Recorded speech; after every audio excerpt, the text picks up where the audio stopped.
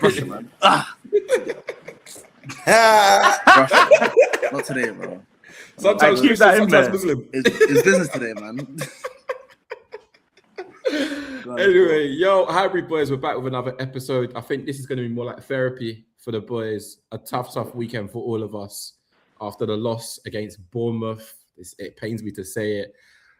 We've got a fresh face in the building, so let's introduce ourselves one by one. I'm your host, as always, RedArmyKeef, and I'm joined by Gunnershef, Arsenal Football Club, black shirt for Arsenal's funeral. I not too much. the Vim is gone, and also ShayGunner. I'm not feeling so positive today, so rough. I know there's going to be people in the comments like, wait, where's the African accent gone now? What's going on? But most importantly, we've also got a special guest, the first guest on Highbury Boyz podcast. Introduce yourself, my brother. That's Waleedinho. It's an absolute honor to be the first guest. Hopefully, it could have been better times, but nevertheless, we're happy to have you on, man. For sure. My God. No, well done. Come on. Let's just get into it, man. I'll do some housekeeping before, just quickly. If your first time here, make sure you hit the like button. Make sure you hit subscribe as well, and also hit the bell so you don't miss anything. You get a little notification every time we drop a video, every time we drop a short. So be sure to do that, and make sure you're following us on all platforms: Instagram, TikTok, Amazon Music, wherever you download your podcast. Be sure to find us there. I'm not even going to do an agenda for this episode, you know. I'm just going to be, this is going to be a therapy session. We're just going to have to like rant, just go at it. There's going to be some arguments probably today. I'll start with you, Waleed, though. Off the back of yesterday's results and also what you've seen up to this point, I want to get your thoughts as to Arsenal's season and where you think we're going to end up, given where we are now. You know, it's difficult, as Shay said, to be positive, but I do think there's been a bit too much that's been going on. At the same time, when you got to think of it, it's 3 losses in the last 4. And bearing in mind, we lost 3 out of our last 49 before 49, yeah. So it's, when you look at April Arsenal, this time of the season, every year, dating back to God knows how long, it's always not easy. But I think the main thing is that, we don't have our fully fit squad. I don't think. Oh, wow. Let me finish. Gosh. I'm saying, in my opinion, if we did have our fully fit squad, I think a lot of people have been trying to talk about how like people finally clocked Arsenal's tactic or whatever with like the build in the midfield and all that stuff, letting us play side to side. I think honestly, if we have our fully fit squad for that, I don't think it'd be an issue. But at the same time, some of the players that we do have right now, they're just not performing to the level, for being honest. And totally I'm not going to lie to you, the attack is a major issue, and it has been for a while. And again, consistently, a lot of people are going to talk about the numbers and how people are scoring goals is great, but when it comes to the fluidity, when it comes to just the basics, being your man, like, you know, trying to be forward-thinking, be creative, it's just not there. And we see it, though. Like, for example, with Martinelli, I know he's a bit of an op for some people in here. Like, for example, against Sporting, you see him get the ball, driving, put in for Havertz. We know we can do that on a consistent basis. Yet, in the game yesterday, he had 5 touches in 50 minutes. It's like... He was not involved. Not involved at all. You look at the same as like Madueke as well. You can tell that there's a bit of a spark there. It's a bit bright. But then, it's one of them ones where you can't keep the ball in play. And then you've got Gyökeres again, who's just not... He's not involved. Don't get me wrong, when it comes to striking the football, great. He doesn't strike it enough, though, because we don't get the ball up to him. And then even when he is playing, he's not doing enough. I think Havertz in the 10, we've tried it for 3 years. We've tried him in the midfield, Fries in the bag. It's never worked. It will never work. He has to be a striker for me. He's a number 9. Just for the way he plays, that's what it's got to be. And, I think a lot of the players right now, the only person for me right now who can keep his head high and stay consistent is probably Saliba. He's the only guy for me that's never dropped to his level basically the whole season. And for me, he's probably our player this season, to be honest. But I'll let you guys continue. I'll bring the guys in, but I want to talk about the attack. I've mentioned it, I think, a few episodes ago, but more mentioning the fact of the combinations. I am sick and tired of seeing a Gyökeres, Madueke, and Martinelli front 3. 3 players technically insecure. 3 players, they don't combine well at all. It never works. And we seem to keep doing it and expecting different results. We're going to probably mention insanity and, you know, when you do the same thing over and over again, expect different results, that's a sign of insanity. That's one for me that I'm sick and tired of. Shay, talk to me about the attack. Mate, the build-up, man. Let's go a bit further down the pitch. Oh, you want to go there first? The build-up is non-existent, man. We have got how far are we into this project? And I don't know our style of play. How did we get here? I can't tell you any patterns that we've got. I can't tell you who is responsible for build up from deep. I see Zubimendi on the ball. Zubimendi will look at his man in his eyes, stare at him, and refuse to play the forward part. And then when he's pressed, he will play that. But I just don't understand it. The build-up is where the start of the problems are. Usually we build out from the back. They're not pressing us at the back anymore. As soon as Zubimendi gets the ball, he's the trigger. When he gets the ball, he just looks like he's lost at sea. At the moment, it is really difficult to watch Arsenal play football. That is how I feel right now. Going to the stadium, when you have that brand of football, it's very difficult to get up and support and to be excited. There's nothing to be excited about. There's no coincidence that in 22-23, the loudest the fans have ever been in the Emirates coincides with the best football that we were playing. No one is taking on their man. There's no patterns of play. Players seem like they're hundreds of meters away from each other. So there's no triangles. There's no, we can't even get the crunching challenge to get excited about because we have the ball most of the time, but we're doing nothing with it. It's just really difficult to watch. I'm struggling, man, generally struggling. And that attack, God forbid, man. That's all I can say.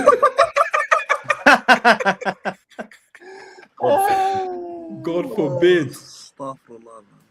Chef, talk to us about the attack before we'll break down the midfield as well, but talk to us about the attack then. Well, no matter how much you find a piece of shit and paint it gold, it will always be a piece of shit. Yeah. And that's the end of the story, bro. And like, I'm not even trying to violate. I've told people that these players are not good enough. Like Madueke, that's fine, but people are telling me he's better than Saka. He's a starter. He runs off the pitch. He runs off the pitch. He gets the ball and runs out of play. And how many times, bro? It's been game after game. The only player that I can say positive was Gyökeres.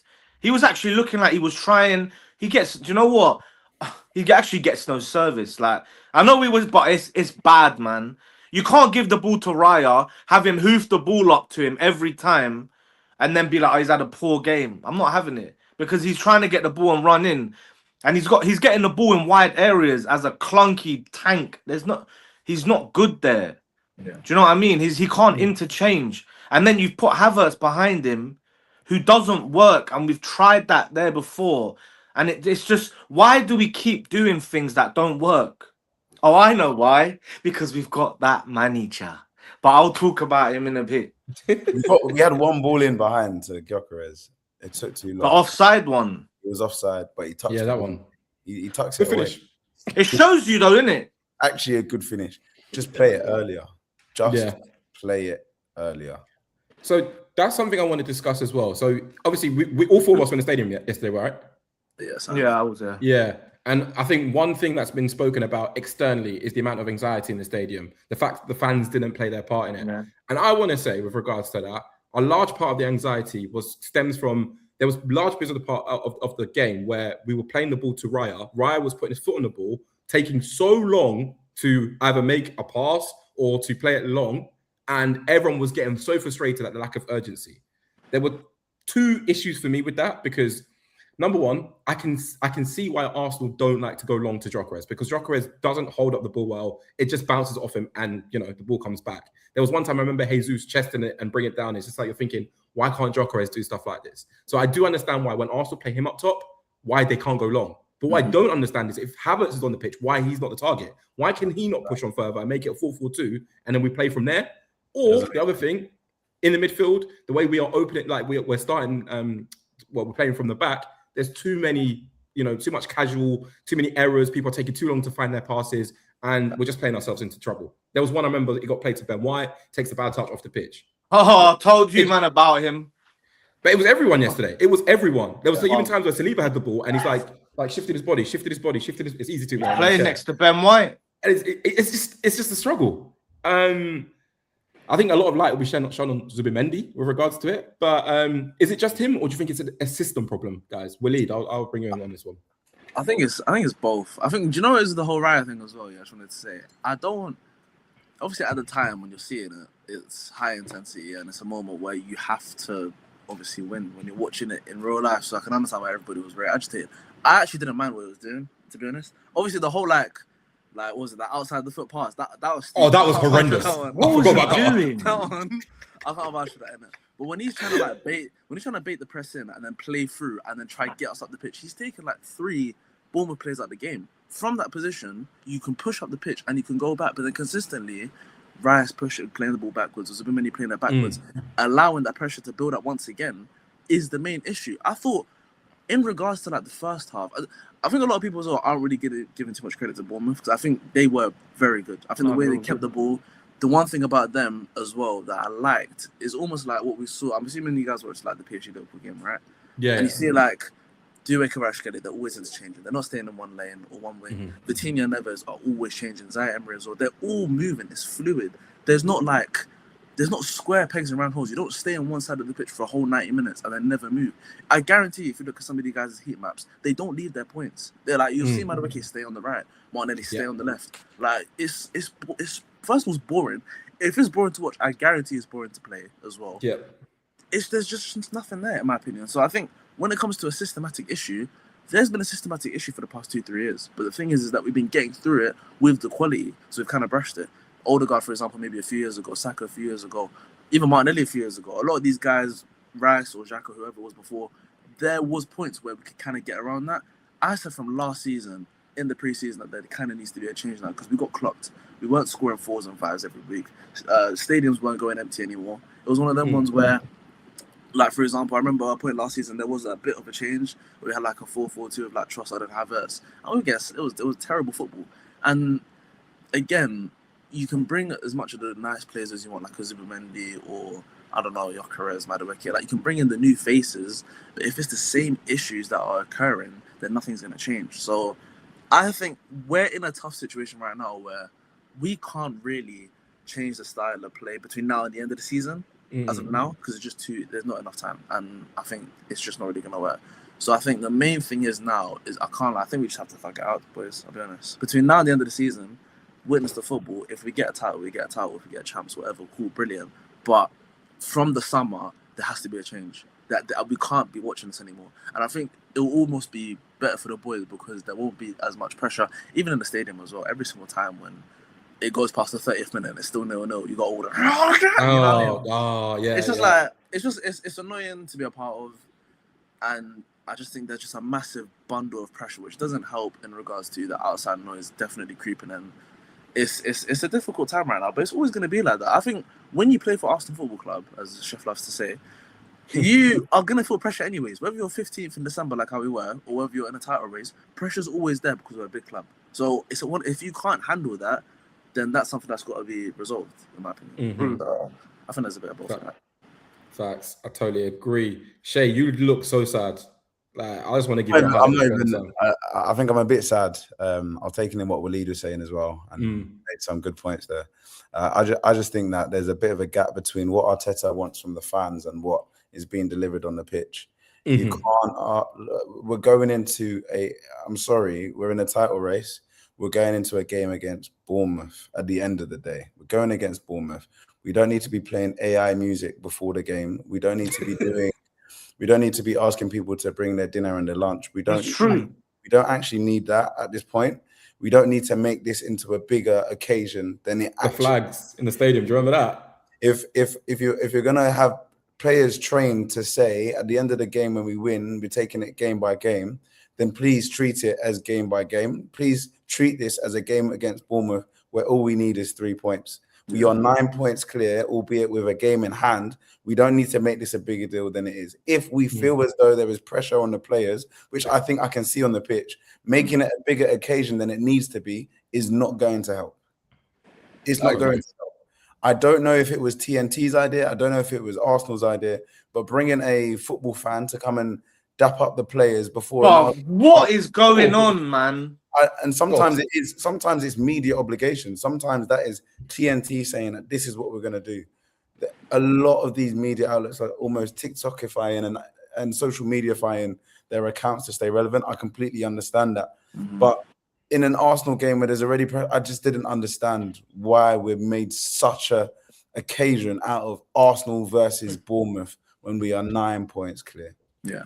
Now, if we're going to make it an occasion and then the boys aren't playing or are playing the way that they're playing, I'm sorry, why is there any confusion that the fans are agitated? Why is there confusion that we're taking genuinely up until around the 85th minute, taking around a minute per throw-in? Oh my gosh. Yeah, I wanted to speak about that. Not until Mosquera comes on that we start taking the quick throws. Why is Declan Rice doing long throws? He can't even throw the ball that far. Yeah, he just about enters the box. The Bournemouth guy can throw a ball. That is a weapon that you have to use. But if it's not in your arsenal, no pun intended, I don't want to see it. It's true. I'm sorry. Please. We're not this fine margins causing chaos in the box. It's not doing us any good. We are losing our identity by the match day. Like, that's true. Quick throws, play the ball around, passing and moving. We can't have your left winger passes the ball and then he just waits there. The right winger passes the ball and he just waits there. What confusion are you causing for the defenders? Nothing. It's too easy. We're so easy to play against. Generally, until Gabriel is trying to win a header in a corner in the box at a corner, that's the only time we're difficult to play against. But the rest of the game in open play, we created nothing, and we have been creating nothing. And we haven't. It's so tough to watch, and the time where you're supposed to be gaining momentum towards hopefully a Premier League title, it's getting that way. So it's just hard, man. It's just really, really difficult. I have faith, but it's blind faith at this point. I've not seen anything that warrants me to feel confident. Yeah, I want to bring Chef in. Because he has routinely told us since October, November that the league is done. The league has been done. But now that we find ourselves in a situation where it's still in our hands, but it's also in Man City's hands too, do you still have the same level of confidence, or is that gone? We should have won this league. We should have. And for the last 4 weeks, we've been given opportunities. And I was worried after we lost the final. I said, winning breeds winning. And they've lost it. And since then, it's gone like that. And that's what happens. That's what happens. We said, when you lose a final, when you get knocked out of cups, this is what happens. And we went in the stadium. This guy's treating us like little kids, trying to tell us, oh yeah, come, we'll bring your lunch, your dinner, come. And then that is what you serve me to watch. It's a disgrace. And from minute 7, I know why the players are anxious, because they look at the sideline. Minute 7, like that.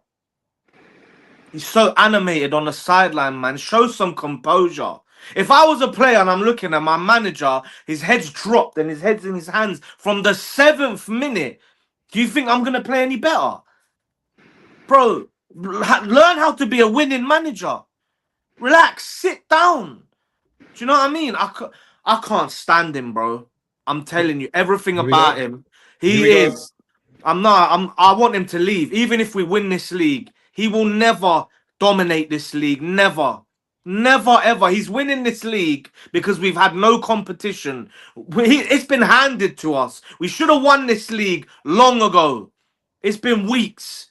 Against Nottingham Forest, we had a chance to go 12 clear at that point. And no, we don't want to do it. We're given the benefit of the doubt. We will still like, you know what? We're going to win this. Now, I'm shook, bro. And it will. If we don't win the league, it will be the biggest embarrassment I've ever felt as an Arsenal fan. After I lost that game, I wanted the stadium to swallow man up. Why for that? But I'm not. I'm being deadly serious. But I wanted to sit there, and I wanted to sink into the ground, because I knew I got to come and people are gonna face, like, when you're gonna face them, and they're like, it's so embarrassing. And he's coming out and he's saying these things, and he's like, oh yeah, we need to get ready. And like Shay said, you know, the fan, and it's like a Champions League final. What are we doing here? We're Arsenal Football Club playing Bournemouth. They're nobodies. They're no one. Like, I don't care about, oh yeah, show respect. I'm not respecting no one. I support Arsenal. That's fucking Bournemouth. Why do I care? I've routinely gone and smashed these teams, man. I don't understand why it's become this thing. Oh yeah, like we're putting so much pressure. Oh yeah, make it an event, and then he comes, and then after he's animated on the side. I don't get it, man. The whole thing, the team that he's picking, you know it doesn't work. And he does it again and again and again. Havertz does not work in the midfield. That Madueke, Martinelli, and Gyökeres, it does not work. We know it doesn't. It's not worked. Don't get me wrong. Trossard came on, was useless as well. But it doesn't matter. I just know that one doesn't work. I wouldn't play it. So why didn't you start Max? He came on, he didn't do much, but it doesn't matter. I wanted him to play. I want something else. Because I know that you haven't coached it out of him yet. The rest of them, they doing that because of you. There's no other reason. There's no other reason that these players are playing this way. I can't. I don't know. Some of the basics, though, yeah. Some of the basics, that's not even coaching. No. Yeah. I hear that. But Shay, 1 billion, what are we going to do? Say, no, that's all the players. Spend another billion and they're going to play the same? How many billions? I think it's both, man. I think we're going to say the same thing. Man. I agree. Because I think, do you know what it is, yeah? I was going to say, in regards to what you were saying in terms of, like, the players that he's picking, for example, I think in the ideal world, if you have, like, the squad that we've been able to assemble in the summer, he probably isn't going to pick Havertz in the 10 and Madueke and Martinelli to start your careers. Martinelli's got 1 Premier League goal this season. Madueke's got 2. It's not great. But the only thing that I'm going to say is that I think, and, like, I don't mean this in any, like, disrespect here, but I think the technical level in this team is not. I don't even know if we've been saying that. It's not. I think, to be honest with you, I think the manager, although he does get quite a lot of criticism, which is in a lot of cases warranted, I think he's actually doing quite well to get this squad into the position where you're 9 points clear in the Premier League title race. If I'm being honest, genuinely. He built this team. He wants players like that who don't play technical football. That's his fucking style, bro. But do you reckon he wanted to sign like Gyökeres? 100%. He want Shay. I told you. No, not Gyökeres. Not Gyökeres. I don't think he did. No, not Gyökeres. But the rest of them, this heavy built player who's not basketball. Bro, that's his style. That's what he wants. He wants a big player who's just physical, and that's it, bro. That's what he wants. He could sign Declan Rice, which obviously would be amazing. 11 times he'll do it because he's got a lot of technical ability and he's big, strong, and that.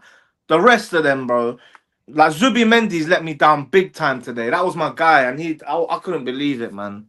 I think it's a combination of both, though, from what you guys are saying. I think it's a combination of both. I think with Arteta, we've mentioned the fact that with him, he's quite risk averse, but he's built a system where, Waleed said it, I think it's so rigid. I think there's issues which stem from that, but then within that rigidity, the technical level, like you can't coach Zubimendi to pass the ball off the pitch. No. That's on him. You can't coach when Havertz should have played the ball. Yeah, Ben White being caught out. Or when we're on a breakaway and Havertz has a simple pass to give to Martinelli and he just an awful pass. You can't coach that element of it. But where we don't see the fluidity, when we watch PSG in the midweek and you're seeing, I mentioned it last week, more triangles than a Jay-Z concert. Everyone is moving, everyone's bopping, everyone's doing this, that, and the other. Arsenal do not do that. The most you get is the horseshoe. I will admit as well, one thing that Arsenal fans have done over the last day or so is they romanticize the players that are missing. But there is a point. Without Ødegaard in the system, the technical level drops, the amount of controlling games drops. And yeah, I think one thing that as fans, one thing we do go overboard in terms of our criticisms of Ødegaard is the final third actions, where we're profiling him as a 10. He's not a 10. He's an 8. He's a metronome. I hate the word because it's a very tactical term and stuff like that. He's an 8 who's been profiled or misprofiled and compared against Bruno Fernandes, compared against this person. Because why is he playing in a 10 then? Who? He's playing as an 8. He's playing the same position. That's fair. Because he drops in very deep. We've even noticed it. Tactically, things changed, I think, 2 years ago. Yeah, Chef's face killed me there. Well, I'm getting upset, man. I'm upset, though. That's why. I'm upset, bro, because I went there and he's asked me to come. I'm screaming it off. Yeah. And the midfield just keep passing it to the keeper who's hoofing it up for Senesi to win the header, for we to do that all game long and think that we're going to win this game.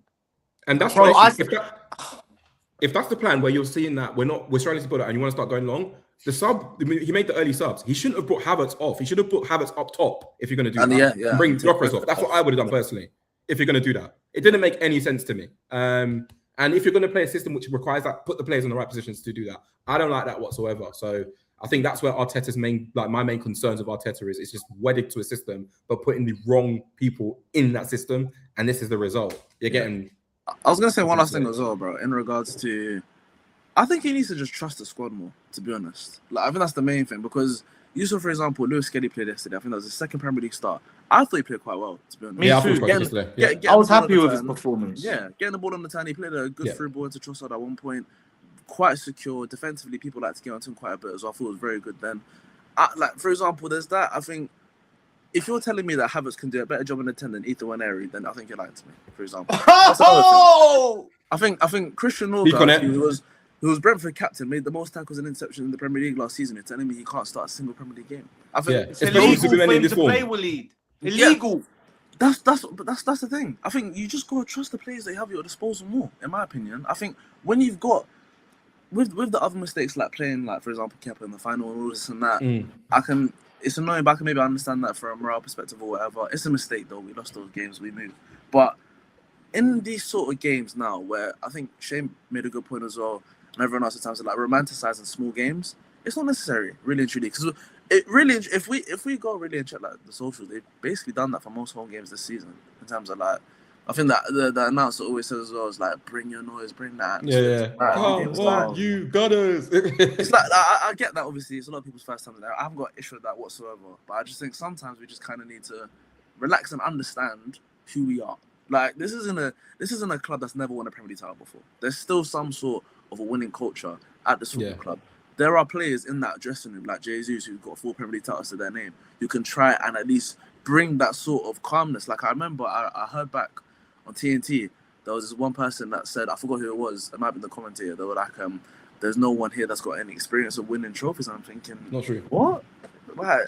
I think that's what we create on ourselves, because there's almost this victim mentality in terms of like, oh, like it's Arsenal and this and that. Bro, well, shout out Shay, shout out Chef, sorry, we're Arsenal Football Club.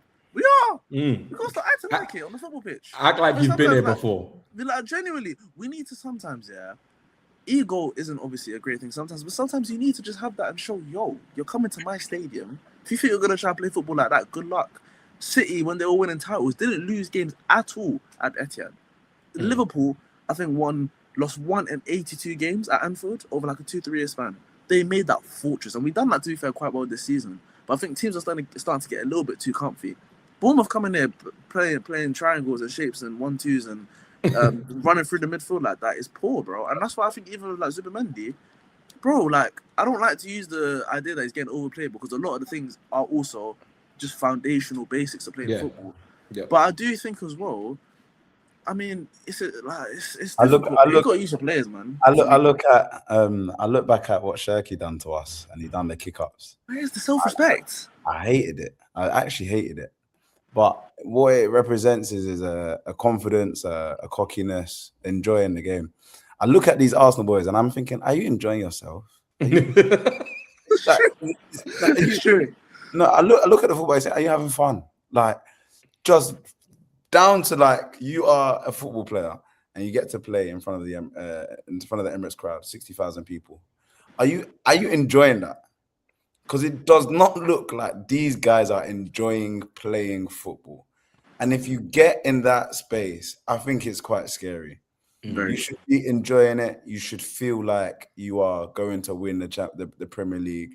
There should be a swagger. There should be you should feel, like you said, we play for Arsenal football. I can't feel that at all. Facts. What's the syndrome? Slightest. Shay, do you think they're being overcoached? I think there was a mention that I think Rice may have said, I don't know if this is true. Rice said something about Arteta runs everything from top to bottom. I think that might have been a dictator of a manager. I think that might be the soundbite. What I notice is when you come into the team as a new player, it looks like your brain is doing overtime. Like there's so much. Eze is an example. There's so much to think about. You might improve your understanding of the game, but I just think that you should be able to, the learning curve shouldn't be so steep that you're being left out of games because you don't know what you're doing out of. A player like Eze should come in here and be allowed to express themselves. They shouldn't be confined. Their wings should not be clipped because of out of possession stuff. I'm sorry, man. Where is this out of possession stuff getting us now? Where is it though? And if you haven't got a title, to show for it, that becomes very problematic because there's one thing: you don't win trophies. Okay, that's horrid. But entertain us at least.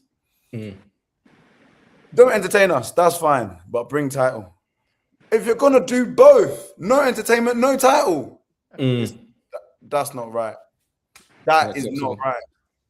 That is not right. I'm sorry. And if players feel as though they can't go out and enjoy themselves and can't do a kick up or two, we have a serious problem, man. Serious problem. I think someone on commentary said. Sorry, I was just gonna say it. I think someone on commentary said when Cherky was doing the kick ups, it was like oh, nobody wants to see that. I don't know who nobody is, but man, when I see footballers on the pitch express themselves, even things as like getting into a crunching challenge and getting the fans up for it, that's what the foundations of football in this country is. Things like that, and I just think sometimes, with the players that we've got now, football it's almost as if like you went uni to study football. It's like it's not like I was speaking to my brother about this. It's like, how many guys in this team have played cage football or like played Wembley? Like you know what I'm saying? Like those sort of games that you played like growing up. Like guys are saying, oh yeah, Martinelli was in the favelas. I mean, come on, man. No, he doesn't. He doesn't look like he's played any Wembley in a day in his life. No way. It's like, I think it's like for some of these guys, it's just like, bro, get down to the basics. I know football's your job, but bro, sometimes I'm not obviously one for disobeying your boss, but sometimes, bro, if I'm trying to tell you to do something, move, man, I'll do my own thing. That's what Eze did. That's what Eze did against City. I'm pretty sure in the game. I don't think nobody wanted him to go long. And then he got dropped for 5-6 games on the bounce. I was going to bring that in. That was actually going to be my next point. So we do see Arteta's favourite, people that seem to fit the system and his favourites. If you go against that, you get dropped for a few games, this, that, and the other.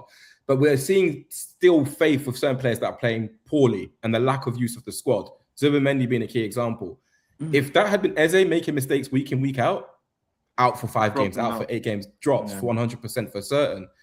Norgard isn't afforded the opportunity. Meanwhile, we've got in other positions the likes of Waneri being sent out on loan. Miles Lewis-Skelly has started 2 games. Did you say the season? Two in the Premier League. Yeah. We haven't seen Eze again on the left.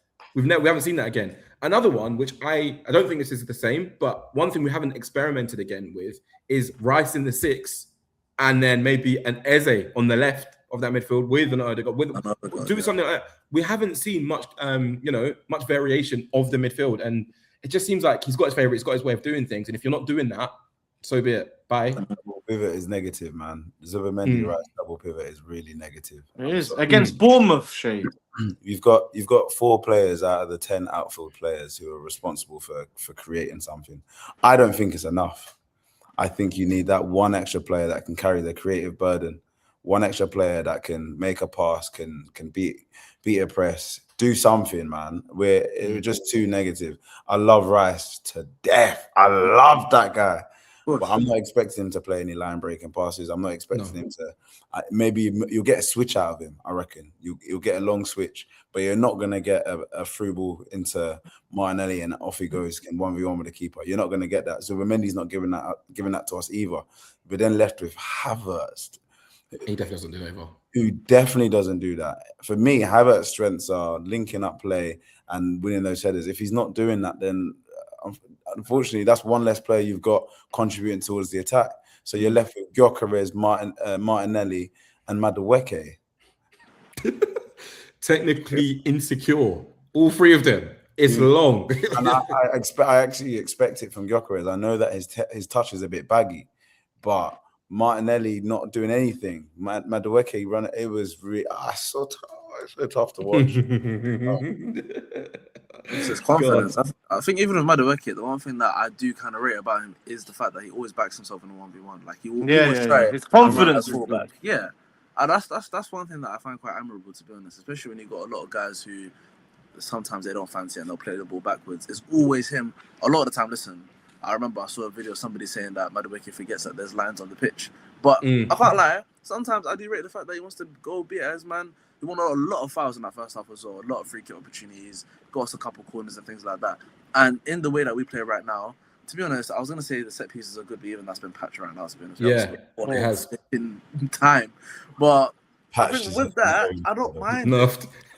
Patched is hilarious. No, I think guys, what's the last time you backed the corner? No, it's true. Where's the own goals gone, man? Where they at? Genuinely, I think on goals is injured as well, man. It's dark. Yeah. When they were saying we would be the worst champions ever, I took that personal. Like, I thought, come on, they're just discrediting our team. I'm starting to look. I told you, man. Every title winner has got that one superstar, man. Even when you look at the and the Blackburns, they've got that one guy that's just. I can't. What I don't understand is, this is what upsets me. We almost won the league with Rice in the 6, and Trossard was playing in that left 8, and we changed it. He was next to him, Chef. He was next to him. The left 8. It was Declan Rice, Trossard, and Odegaard, and then Trossard and Havertz. But Rice in the 6. I prefer Rice in the 6. Huh? That was an experiment. I agree. We almost won the league and we won 16 out of whatever games. We didn't win the league. Your solution we didn't really win in the league because Trossard was next to Rice. That was no. I'm saying Rice is so good in the 6 that he takes all that burden away. You can play someone else more creative. We don't need. Why is a team who's so possession dominant playing 2 defensive midfielders? We're not trying to break down play. Do you get what I'm saying? I'm saying. An 8, bro. Why? Yeah, but why? We almost won the league with him in the 6. He is obviously, we know how that guy is just such a good footballer that he's adapted well to that position. But really, he's a 6. He's a defensive midfielder. Yeah. And if you're a team like Arsenal where you've got enough quality, because I'm not going to sit there and we're cussing this player, that player. Our players are better than Bournemouth. Do you know what I mean? Bournemouth would chop your hands off to have our squad. They'll be like, oh my God. Look at these players that they've got. They've got Martinelli. They've got Madueke. But he's using these players in the wrong way. You've got direct players, bro, and you're playing 2 DMs and trying to do possession-based football when we've got pace on the wing. It's like we've got pace on the wing, and you're not playing it through the lines. Why? I can understand it to an extent. Sense. But I just want to see a little bit of variation. I don't want to see every game Rice is the 6. I don't want to see that. Yeah. Rice has strength for the 8. Rice does give us a lot from the 8, but I want to see maybe within the game change it. Put him in the middle. Change it. Like no rigidity. That's what I've got the biggest. My biggest gripe with him is. One thing I'm going to take it all the way back to again. Partly it was 2 episodes ago, but Chef, you mentioned it again this season. You've spoken about the fact Arteta, even if he wins the league. I want you to have the floor again to discuss that. You want him gone regardless of if he wins the league. I don't think that he'll ever dominate the league. I feel like tactically he does like for like. He never tries to take the handbrake off. We should have been trying everyone forward, even the keeper for corners. We're trying to win this league. It's not a joke. I don't want to see us manage a game. I miss Arsene Wenger, man. I knew what I was. He's trying to go full out. Like that. Huh? I mean, it's been done. I miss him. I do not recognize my club that I am watching in front of me. I want to win so bad that I don't care. But realistically, we support Arsenal Football Club who play possession-based football, but are technical players in every single position. And we were playing beautiful football. Am I happier that we're stronger and we've got nutsack? 100%.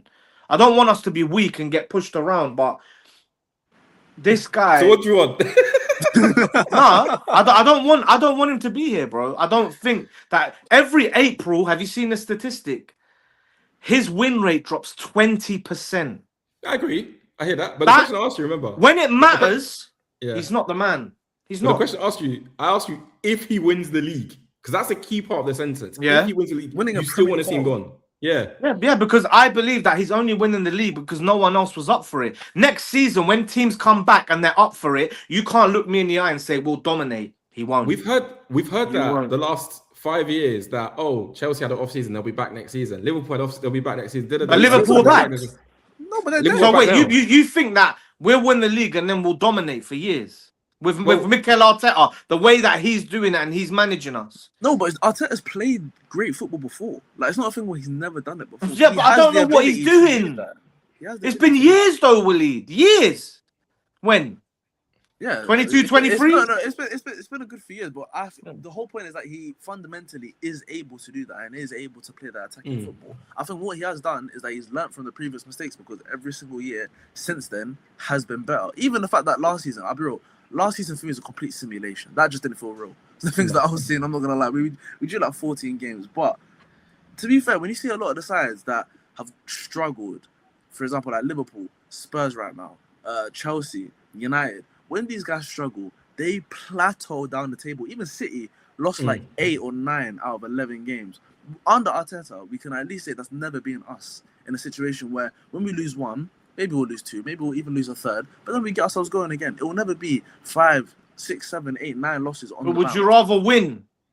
Of course I'd rather win. Who wouldn't want to win? But if but he the wins, question- but the whole point wait, is that you're saying that if he wins... If he wins, that's the problem. I'm saying he can win, and I'll say, well done, you've won a Premier League. He's not going to dominate. He's not going to take us to What's that that position. based on? Yeah. What is that based on? Bar question- Pep and Ferguson, even Mourinho had a couple off years. What, does dominate mean 1 league again back to back, or 4, 5? No, dominate for me 3 and 5 years. That's domination. People are telling me though, Arsenal dominate. Once they win that league, they'll dominate for 10 years. They're not 10 years, obviously. But that's what they're saying. Martin Keown, that's what he was saying on the thing. I'm not even I just can't see it.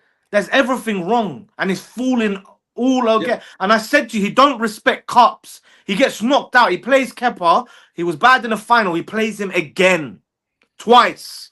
I'm not going to say that far. I would say his record in the cups has been poor, do not get me wrong, but playing a backup goalkeeper in an FA Cup final, FA Cup quarter or a League Cup final, it's not, it's not disrespect to the cup. I wouldn't say that. I would say the record is poor, but I wouldn't say it's disrespect. Why don't you go full strength? We got knocked out. Man City did the exact same. And against Southampton, those are the games that you play your backup keeper in it. I would say the performance of the players wasn't good enough. I would say that's not a lack of respect to that. But the question I want to ask you is again, if you went into this season or any season with Arsenal, what was the minimum objective for you? This season was to win the league. So if he does that, you want him sacked for hitting the minimum objective? I don't think he's good enough still. I feel like he's only winning the league because everyone else has been poor. If Manchester City... Wait, if Manchester City... Man City haven't been poor. They have. For the most part. No, they have. They have. In the beginning, they were poor. If they were what they were, and I believe... From what I'm seeing and the football that they're starting to play, they're starting to click. They're looking good again. Next season, they'll go back into being who I think they're capable of. You got to remember, they also invested in Jan. We haven't. So this is still. Yeah, but how many more players do we need? Anything. We need one left winger, really. And a striker. I still think we do need a striker. And probably a right back as well. There's a few other positions maybe that are still a bit. I think every club needs to continuously evolve for sure. You need to continuously improve. You can't just be static and just be like, this is the team we've got. You've spent this amount of money. This then means you definitely will win. And we're speaking about a situation, a circumstance where he has won, and still the emotions, because yesterday was so painful. A lot of our fans are doing that thing of, oh, I'm hurt. Clear the whole thing. Get everything off the table and start again. Like if you win a league. And again, I'm saying if you win a league, under no circumstance, this conversation should be entertained. I guarantee you were not going to be at the parade, like drinking magnums with your boys, thinking, I want that man gone. You're not going to do that. You know, a lot of people, even if he wins it, they're not going to be as happy as you think. Shocking as it sounds. I think it's more relieved than happy. I think you're right. Yeah, they're gonna be like, thank God. Oh, we've won. It's not like we've won the league. It's just like, oh my God, man. Thank God it's over. We've won the league. It's that he's putting us through that. And I'm telling you, we speak to these people online. Everyone is just like, bruv, just get. They literally just want, even if it's who cares about the games, win this league, get it done. Let's go celebrate, and then we can be like, we've won the league, we've won the league, we've won the league. That's all it is. But they're not happy online with the team. They don't conversation. think we're great. They don't think the manager's good. They don't think we're playing amazing football. They think we're poor champions. They think this is one of the poorest sides to win the league. This is our own fans. And when you go to yesterday when I was speaking to fans in the stadium, they're telling me this manager coaches not to lose, not wins. It's no, we don't lose. He doesn't go on the pitch and say we need to win this game. It's let's not lose, and then we'll go from there. How can you? Who wants to see that? That's not terrible though. I But what I'm saying understand. No. it's The risky, idea, no. Yeah. The idea isn't a bad idea of not wanting to lose and then going to win. But it's just the way we're going about it is the issue. Is what I'm saying. So I do agree with that from that perspective. But I still think we can make this a memorable, amazing season if we go away to Man City next week, put in the best performance of the season, and for the first time in 11 years, go there and win. Do you not know the dopamine hit of that? Do you believe that he's going to do that?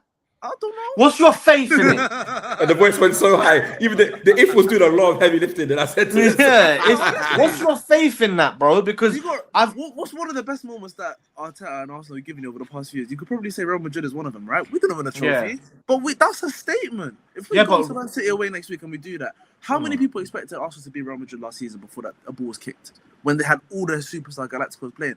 Probably no one. For me, I would have been happy with a 0-0, take it or draw, maybe one goal. But bro, if next week, as I said, City, they're decent, yes, but they're still frailties. You got to remember that they haven't played in the Premier League yet at the time of recording. The last two games they drew to West Ham and they drew to Forest. No, it's true. I don't think they're that great, but they dominated us in a final and they got the mental edge. That's massive. Chef, that is massive. We're gonna go into that game and it's. Chef, can I ask you another question? Because I feel like that's another thing where Arsenal fans could be left with egg on our faces. When we speak and we say stuff like Man City aren't that great, Man City have been shit, Man City have been this, are we disrespecting another team? And then what's the mindset? Talk to me about that. I think Arsenal are better than Manchester City, but they don't have the mental strength to beat them. Overall, I actually think we're better. But the manager, their manager is better than ours by a country mile. For me, he's the greatest manager. Yeah, for me, he's the greatest manager in history, in my opinion. People might argue, but it's arguable for most people, no? Pep Guardiola is the greatest manager in history. And that's not disgrace. There's no disgrace in not winning to that in previous seasons. And it's not, but it's the way that he got dominated in the final. The mental strength of the manager. Minute 7, like I said, that game, he's putting his head. I don't feel like he gives players the strength in game mentally they need to get over the line. And it's for you to have a 20% drop off in April shows me that's massive. By the way, when it matters in games we're meant to win, 20% drop. If you as a manager. And when it mattered at times, and the player when the league running came, you'd be like, out you go. You ain't gonna keep. But I hear you. But you've also said he's got the failure to get over the line. What we're saying to you is, if he gets it over the line, you're still gonna hone into the negativity you're feeling now. Yeah, because I feel like this season he's been fortunate that everyone's been very poor. Okay, so Chef, would you rather take? So let's say, for example, there's a world where somehow we win the league and then he goes. Yeah, well, let's say that happens. Are you willing to take a few years away, maybe drop down the table a little bit to maybe the 5th and the 6th, maybe or the 4th in the top 4 race, not win any real trophies, but you see an improvement in the football, and then eventually in another 5 years you go back and you win another Premier League? No, but I'm not 5. But we've got a good enough squad here. We spent millions and billions. I'm saying because you know what people say. Look, if Luis Enrique becomes available, are you taking him? Are you taking him? If Luis Enrique, what does become what? So as in, would I sack the manager we currently have to go and get him? Probably. Yeah, probably you wouldn't. My God, Bob, I can't believe this. No, but the gap is.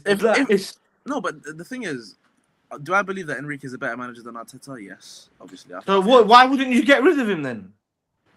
I just think, how can he? Because he's won the league in the league. So what's going on here? He was perfect. Arnie Slot won the league from August. Yeah, and that's why he wasn't sacked. Yeah, and look at the state of him. Yeah, but that requires that part, the part where he drops off. He needs to drop off. Also, what you want to do is win it, and then for him to be dog shit, and then sack him. No, but he hasn't. Yeah, he hasn't ever dropped off to that level. Nah, Yeah, bro, yeah. I'm getting rid of him when I can see it. It's been long enough. I think we need to change something. I don't think he needs to go. I think he needs to. Yeah, he needs less responsibilities. I think we win the league this season. We release a few of his responsibilities. I think coaching the attacking part of our football. We've got Heinz out for the defending. Get someone else who knows how to create patterns of play. I think Arteta has done a great job in turning this club around from where we were in 2019 to where we are now. He's changed the club. He's changed the atmosphere in the Emirates. But we are at danger of going back that way if we're not careful. I think winning the league title will save that from happening. But then he needs to be honest and know how can one man do everything?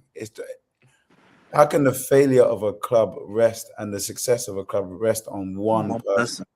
That is so dangerous. And from a business perspective, if you've got a person that you have hired, Arsenal Football Club have hired one person, and if the success of the club depends on that one person, where's the succession plan? That is such a dangerous place to be in. So from a risk management perspective, Arsenal Football Club needs to look at Arteta's strengths. And Arteta needs to be honest and say, he's coached one good season of attacking football. I'd say two good seasons of attacking football. But we've not been able to get over the line. I think get over the line this season and we just look at getting support for Arteta, man. It's too much for one person.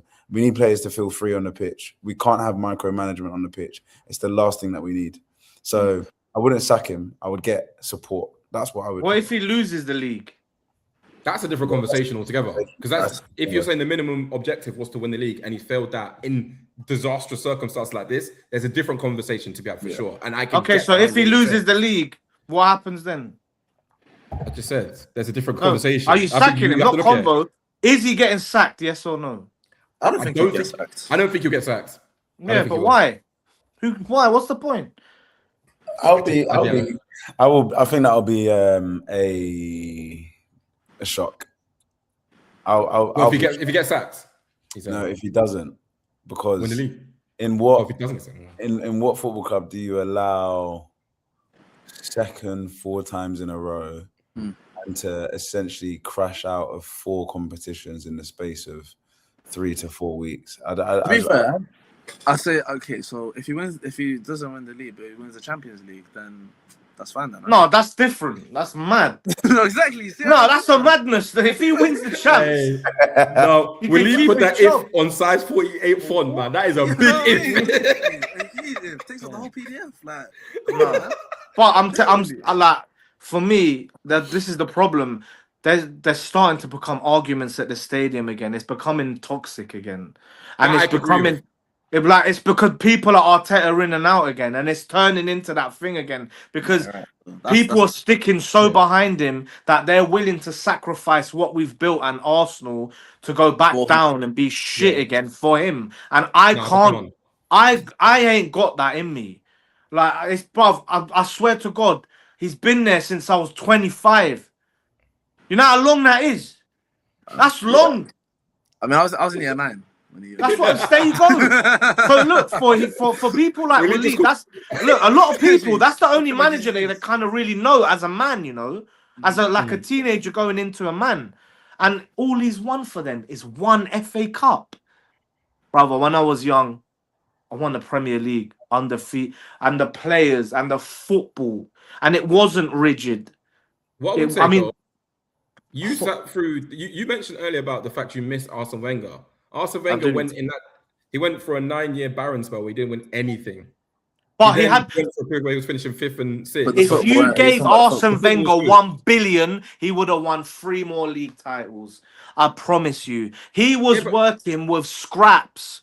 Wait. He was signing these players, bro, that he was going to France and grabbing some unknown guy with his unbelievable scouting and turning him into a star and selling him to pay for the stadium now. I'll be so real though, as like someone who works in finance, I hear this 1 billion get thrown around a lot. 1 billion. Your competition are also spending the billions. Your competition have spent more than what he has spent. So the conversation about 1 billion, like Chelsea in the last period, they should be a nailed-on cert to win the Premier League then. It's not just about that you've spent $1 billion. I'm not talking about Arteta. I said to you, my point was, at the time when the competition was spending 500 million, he was profit 20 million. There's a massive difference. Yeah. But that's look, Arsene Wenger was making money at the time when his competition and still finishing in a respectable position. I'm telling you that if Arsene Wenger had the same spending power as this man has had now, and he was able to actually compete with his competition, the reason there was all this gap is because he wasn't able to compete. He had to make money. Arteta has never been able to do that. Yeah, can I ask you a question, first of all? Yeah. Before this summer, do you know how much money Arsenal spent in their last 3 windows combined?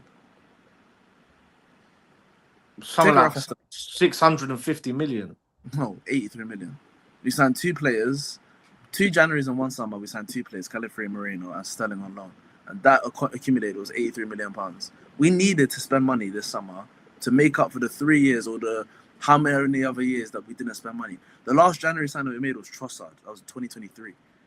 In regards to... he did. Last season, that was a mistake, though. They should have signed but the club, fundamentally, Edu left, and he had to take the reins for the signings, on top of being the manager, on top of being the players. Bearing in mind, this summer, one of his main head coaches has left, has gone to Serie A, Carlos Cuesta. He's had to go in and get a replacement for that. It's not as if it's been sunshine and rainbows solely. And when you talk about the £1 billion that he spent as well, do you not see the squad that he had to pick up, first of all? Yeah, that squad I agree. was bloated in terms of wages. No, in terms of we were spending stupid money on some crazy players who weren't really performing at the time. And yes, can you say in a lot of cases was he able to get the best out of some of them? Not necessarily, but for the most part, a lot of the players had to go, and he done that by himself for the most part. I'm saying my point is more Arsene Wenger that he's made has been a success, because not every single signing that Arsene Wenger made was a success. It wasn't.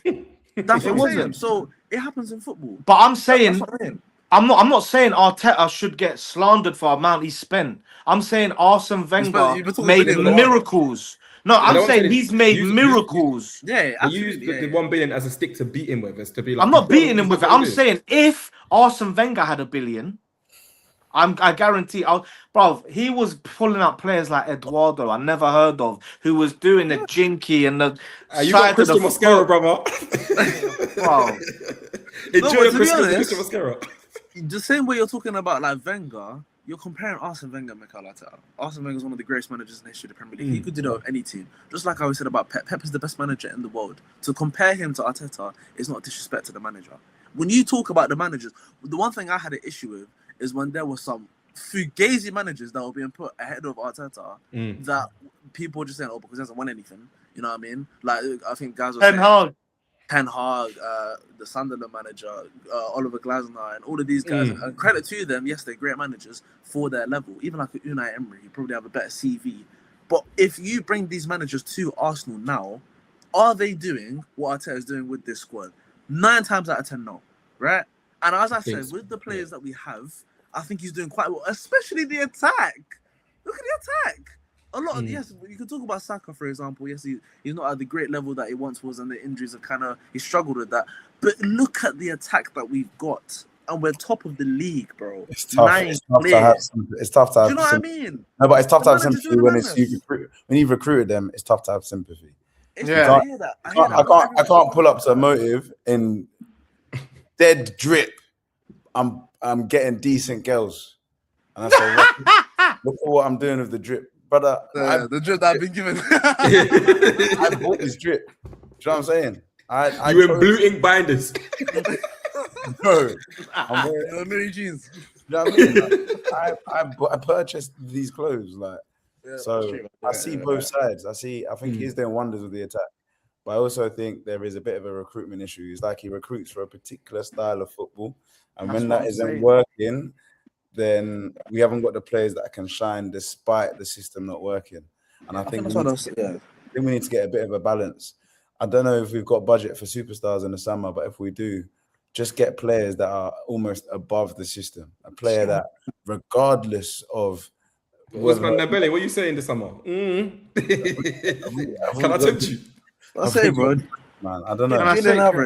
How much English do you know, bro? Yeah. Can I say one thing? We laughed at Florian Wirtz, but my God, what a player! My God, what in the last 6 weeks, what I've seen from that guy, I think he's gonna go on to be cold. Yeah, probably. And he's shown that level as well to be fair. But you got to remember that was a record Premier League transfer. And that's what we need to spend that kind of money on one guy. Oh, wasn't the 1 billion enough? I'm joking. Huh? No, bro, but for me, even the problem is with this guy, he will go and spend £1 billion, and it will be Mikel Merino's, the Detroit and it will be Zubimendi's, and it will be like these kind of players. There won't be one Cherky Wirtz or any certain player, and I know, and this is why Shay. This is the one point because he knows this. He doesn't get that kind of player. He doesn't manage football for that kind of player to come in and make a difference. Because Ethan, you said Waleed, you said Ethan Nwaneri, that guy on the ball is unbelievable. And instead of Havertz, he's better in the midfield in that position. Do we all agree? Yeah. Ethan Nwaneri. Yeah. He's a natural 10. So how have we let him go? How? I think I didn't know that. The thing is, what you're saying is like you don't have to spend 100 million, 150 million to find these players. Let's even look at Bournemouth, who we just signed. Krupi, I think he's in the top 10 list for Premier League goals this season. He's like 19-20, been absolutely incredible. Cost what, 9 million? You got Cherky, even for example. Man City took advantage of the fact that Leon were in serious financial trouble, nabbed him for 30 million. In the cases of like a Liverpool, who spend the stupid money, even Bournemouth again, that Ryan guy on the wing, I think they spend maybe it was a bit more expensive, like 30 million, but still top, bro. And he looks Arsenal, they just go for Premier League players, bro. They've stopped going outside and getting the Santi Cazorlas, the Samir Nasris. We just don't. Yeah, that's it. But that's where we are now. It's winter time. It's winter time to go over the line. Yeah. For this season, just win the league right now. Yeah, and to do that, like you said, risk averse, Prem proven players. But we signed a Brentford captain. We're not using him, so I don't know. Yeah, resource allocation needs to be questioned. Yeah, guys, I'm going to move on slightly. Obviously, it was good tussling, but let's try and get a little bit positive.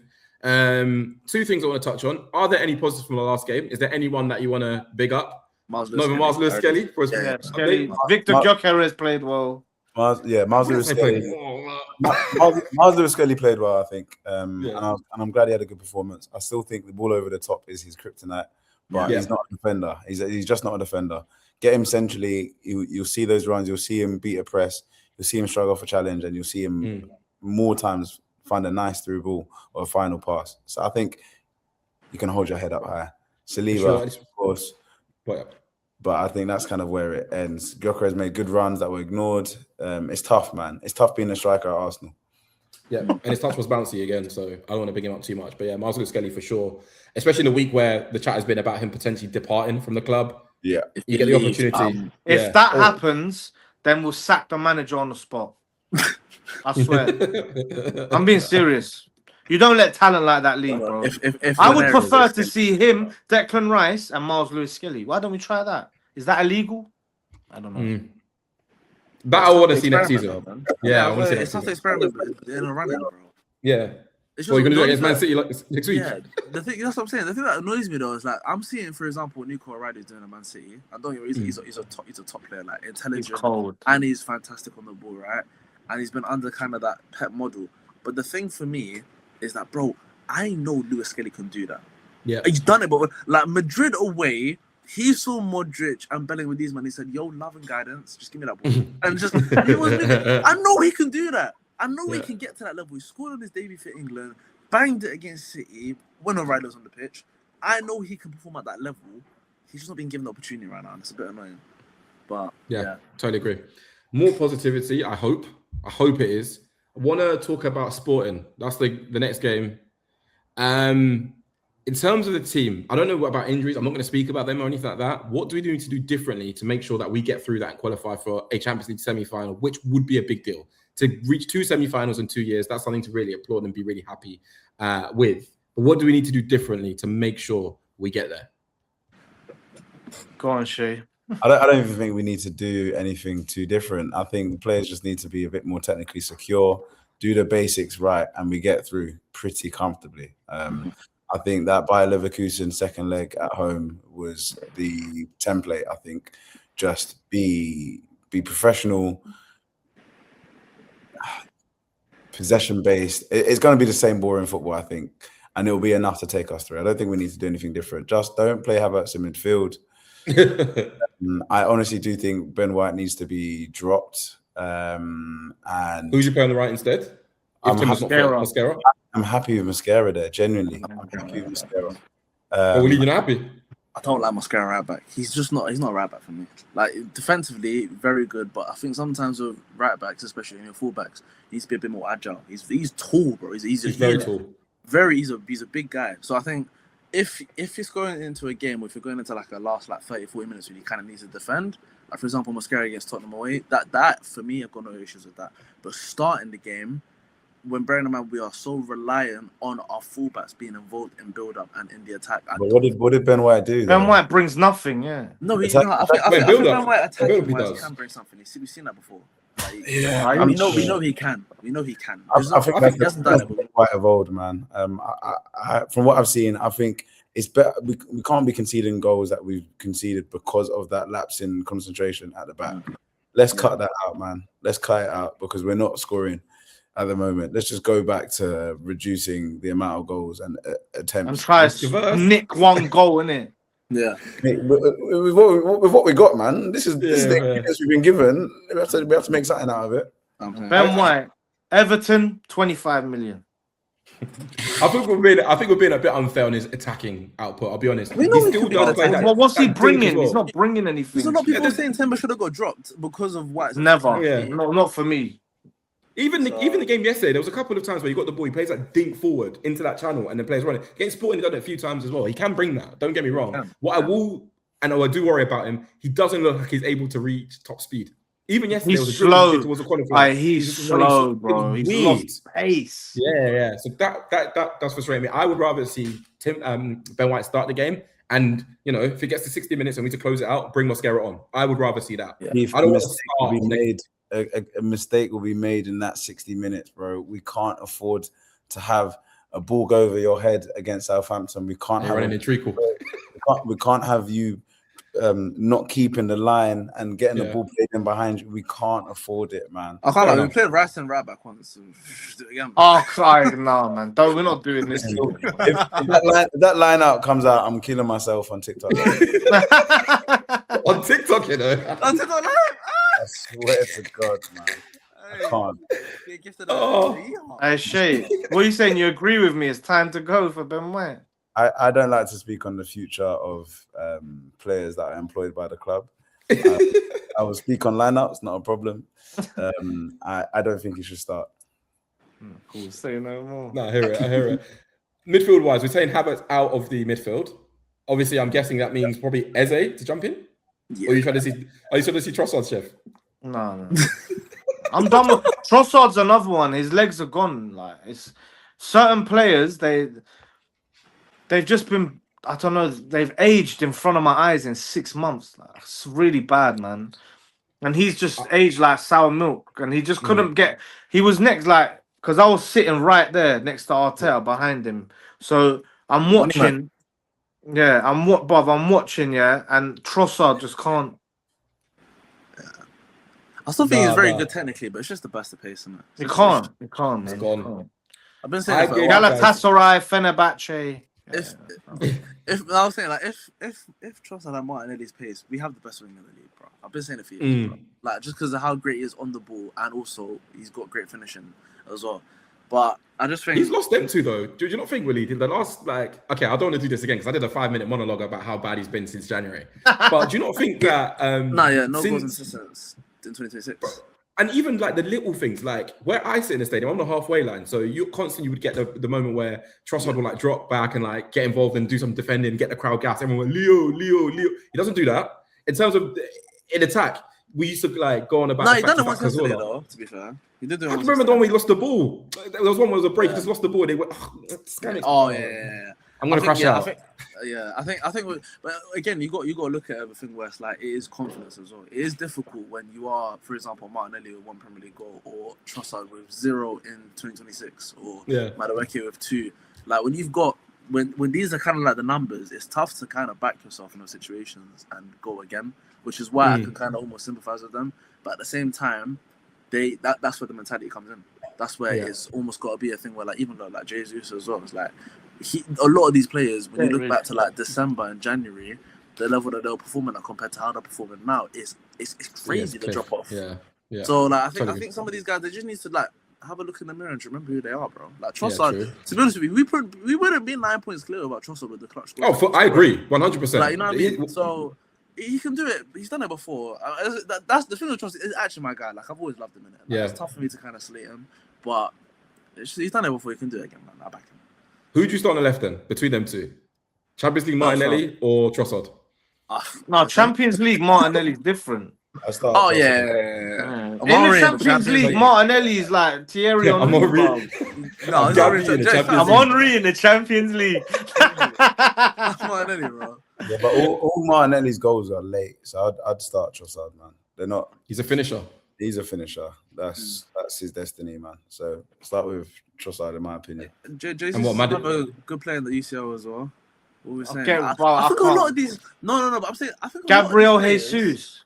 No, Waleed, you were doing so well today, bro. The UCL and the Prem are two different kettles of fish. There are a lot of players in this team that perform 10 times better in the Champions League than they do in the Prem, and I don't think there's a coincidence. I think the squad, to be honest with you, is almost kind of built more for that competition. Obviously, we're a Premier League club. You know what I mean? We play 38 games, but I think in the UCL, a lot of these guys, man, I think people are using what they see in the Premier week in, week out and saying, oh, in the UCL will be different. Obviously, we haven't really faced that many top sides, but when we have, we've dispatched them. That's why even in the semi-final, obviously Sporting is a priority. We've got to beat them, but bro, it's either Atletico or Barca. And probably Atletico. I think I'd rather Barca, bro. Atletico scared me, bro. They just give me. But we slapped them. Man. No, bro, because we done the same thing last year at PSG. This is not the same Atletico, because I've actually been tapped into the league a little bit. This is not the same Atletico we saw in October. I'm telling you. It's not the same Arsenal in October either. Yeah. I'm telling you. That's true. In October, we were good, man. With Atletico, bro, these men not only, obviously, we know they can be defensive, bro. When you've got a guy like Alvarez who 0.5 shots, he's burying them. Yeah. Come on, man. It's dark, bro. We have to get there first. Will be a bit open, but yeah. I mean, you're devastated, isn't it? Yeah, I can see it doesn't look. I've never seen him this sad. It was on the cry on my shoulder yesterday, man. What are you saying? It's sad. No, yeah, I'm sad, and I'm shook, man. I'm just shook. Yeah, that's what it is. What are you saying? If we lose the league, it's the biggest embarrassment in history. No, it is. Wait, when you say that, when you say the biggest embarrassment in history, you think for Arsenal? You think any top 5 club? Do you think what in top 5 leagues, sorry? Yeah, ever. What worse than Istanbul? Yeah, for me, this in the Premier League, this will be the Premier League. worst. Yeah, the expectation, expectation. Because they've given us chance after chance to go 12 clear. 12 clear. Yeah. Istanbul's up there, though. Istanbul's up there, man. Yeah. Which one? I think 5 clear. Liverpool. Oh, yeah. I was the Chelsea one, and then also the game before as well. The Chelsea, the Gerrard slip. When they slipped. Yeah, but and the fact they hadn't won the league in like 30 odd years. No, but what was the gap? It was 5 games to go. Even Man United, when City won the league, the moment, that was 9. 9 clear with 8 games to go. I think it was round about the same as But this is mad. That's not. This is social media. This is social media era as well as Pete. Yeah, this is mad. And there was fans talking about the quadruple, and to go out and win nothing, I might have to quit social media. It's that bad, bro. Bro, do you know the abuse I've been getting? I'll be so honest, with the quad thing, just quickly, because again, conscious of time. There's one thing being favourites in all of those competitions, but to be the favourites to win all 4 competitions mathematically is so far away that no one should have expected it. If you're out there saying we are going to win a quad, my friend, you're setting yourself up for that one. Yeah, you're setting yourself up for failure. You're gonna have The only egg on your reason face. why is because when you looked at the fixtures on paper, it was possible in terms of like Southampton in the quarterfinals. Obviously, I don't know about luck of the draw, we would have got City in the semi-final if that's what they're facing. But who knows? If you get a Leeds or a Chelsea in the semis, then that's calm. We were in the cup final already, so the Carabao would have been done. Prem, you're like 9 clear, and then UCL, you've by the way earned the right to have an easy run. So what just after? I just seen scoreline. Scoreline for what? Sunderland Spurs. Oh my god! Well, don't tell me. Let me check. I want to get live reaction. Let me check. I don't know yet. My stream's a little behind still, so I'm seeing Luke 9 on the ball right now. So I don't know what's going on. Oh. Yeah. It's only 1-0. I thought they were getting popped like 5-0, bro. What to say? Hey, Shay, can I ask you a question? Mm-hmm. Do you think if we won the Carabao Cup, we'd be in a different position? If my grandmother had wheels. What are you saying? Now you understand what I was saying. No, I always understood. I think I always understood. You have to win. Winning breeds winning, but I just think we have done the unimaginable. We have just gone to shit, man. Generally, no one could have predicted this. I mean, other fans maybe did, opposite rival fans, but yeah. I said, bro, but I could have never imagined that we'd be this poor.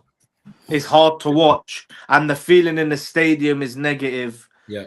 And the manager's asking us to eat breakfast, lunch, and dinner, and it's just everything's too much, man. Shout out Shay though. The lunch that we did have was Gareth though. Yeah, we chopped suya. It was nice, man. But let's wrap up and ask one question to end. Are we winning the league? No, actually, that's not the question I want to ask yet. Are we winning at the Etihad? What are we doing at the Etihad? I don't think so. I don't know. You don't think there's a world where we I think Willie. I think he goes there and he just doesn't want to lose. He'll play all the haram tactics. He'll take 7 minutes and 45 seconds on throw-ins. It's not going. He's not doing it. I think he's going there to draw, and I will happily take it. Do I expect it? I don't think. I don't want it. No. Well, you want to go there and win? Yes. No, you have to go there and win. When it comes to a title, you need to also look at, bro, your title's got to have a bit of aura about you. Do you know what I mean? When it goes to like, now, honestly, it's true, bro. That's why I'm saying no one's gonna care. No one really talks about the title that City won in cold because no one cared. When you look at, for example, the teams that we played this season, Bar Spurs, which is not even a big game anymore. Chelsea obviously wiped the floor for the most part. United beat us. Liverpool beat us. We couldn't score a goal against them. City beat us in the cup and we drew them in the league. One of these top teams need to hold Bayern. One of them. Do. I'm sorry. When you're talking about a league title, you're the best. If you go to the Etihad and you get 3 points, it's not as if it's impossible. Teams have done it. No, it's definitely not. That's Spurs' playground. Come on, man. If you go there with a squad that is more than capable of winning, this squad can beat any team in world football on this day. 100%. You can go there and you can win. They're not. Do you believe it though? Do you believe it? You never know. I said we don't have. No. You never know, right? I'm not gonna come in here and say that we're not gonna win. I'm absolutely not gonna do that. No. Bro, City, before the cup final, it's the first time they beat us in 3 years. It's not as if like they wiped the floor of us every time we play them. We can beat them. It's just that stadium. We should have beaten there last season as well, by the way. We got robbed with that Trossard. Yeah. We should have beaten them there anyway. So we know that this team can go ahead and do it. Yes, I do believe we can do it. Yes, I do. Maybe Shay is blind faith, as he said. I don't know. I'm an Arsenal fan. That's what I do. You know what I mean? I like it. Let's go. I like it. Just to wrap up then, let's get quick predictions for both the Sporting Lisbon game and also the Manchester City game on the weekend. Sporting Lisbon, hit me. Shay. I think we will win 2-0. Good. Waleed? Yeah, I think it'll be... I'll say, yeah. I'll probably say 2 as well still. I'll say 2-0. Chef? I'm going to go 1-1. I think I am. I just think that it's negative. We're going to go through because we beat them away. Yeah. We'll struggle, get a draw, they'll score a goal, and then just defend for our lives and get through it. I'm going to say 2-1 for that game. I think Eze's got a big big game ahead of him tomorrow. I think he's gonna be the difference maker. I'm hoping, at least. City on the weekend, though, guys. I'm gonna go to Willie first. We've just heard. Do you know what? I don't know if it's a 1-0 to the Arsenal, but I don't know if he can keep a clean sheet there. But I'm gonna say 2-1 Arsenal. 2-1 to Arsenal. I back Arsenal, bro. Good. Shay? I think we will get a clean sheet, but I also don't think we'll score. So I'm getting 0-0. Not again. Chef? I think we lose 3-1. I'm being honest, bro. Like, I don't want to lie and be like, oh yeah, let me be positive. From what I've seen from them and us, bro, we can't keep clean sheets anymore. It's gone. We concede all the time. We concede. They were talking about us going with that Chelsea. 17, 15 goals. Oh my God, man, we're an absolute joke now, bro. we didn't have. I think we didn't concede a shot on target for like a whole month. Though, no? Like at that time, up until the Sunderland game, which was like late October, we had. When's the last time we had 2 clean sheets in a row? Even Everton and who's before that? Brighton. Everton and Brighton in the league. Oh, you're talking about in the Prem, yeah. Yeah, in the Prem. Literally the last 2 games before. The last 2 Prem games.